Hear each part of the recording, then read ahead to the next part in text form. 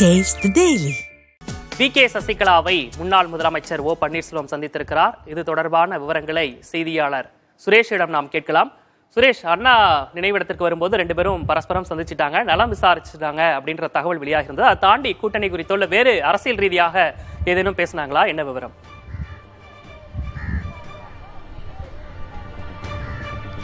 விக்னேஷ், இன்றைய தினம் என்பது முன்னாள் முதல்வர் பேரறிஞர் அண்ணாவுடைய 55வது நினைவு நாள்.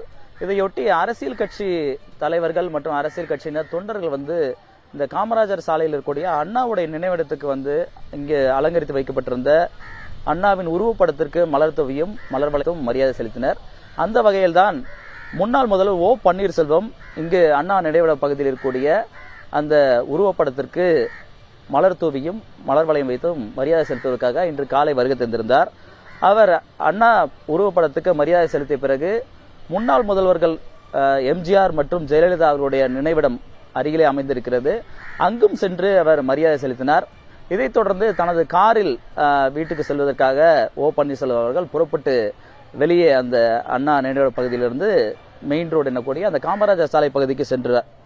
அந்த நேரத்தில் வி.கே. சசிகலா அவர்கள் அண்ணாவினுடைய நினைவிட பகுதிக்கு மரியாதை செலுத்துவதற்காக அந்த சூழல் வருகை தந்தார்.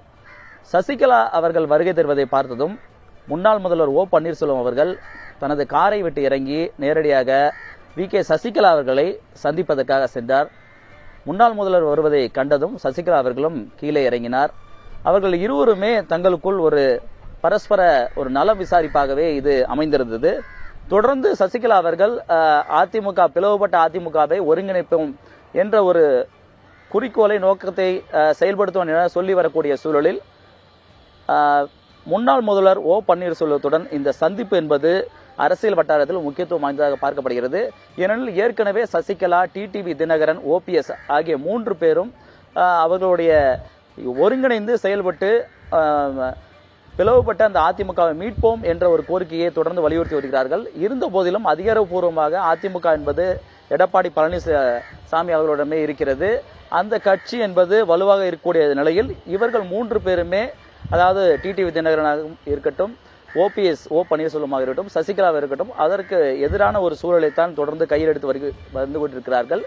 இந்த நிலையில் சசிகலாவும் ஓபிஎஸ் அவர்களும் இருவரும் இந்த அண்ணா நினைவிட பகுதியில் சந்தித்தது என்பது ஒரு முக்கியத்துவம் வாய்ந்ததாக அரசியல் சூழலை பொறுத்தவரையில், அதுவும் தேர்தலுக்கு முன்பாக ஒரு முக்கியத்துவம் வாய்ந்த நிலையில் பார்க்கப்படுகிறது. விக்னேஷ், தற்போதைய அரசியல் சூழலில் இருவருடைய சந்திப்பும் ரொம்ப முக்கியத்துவம் வாய்ந்ததாக கூறப்படுவதாக குறிப்பிட்டிருந்தீங்க. விவரங்களுக்கு நன்றி சுரேஷ்குமார்.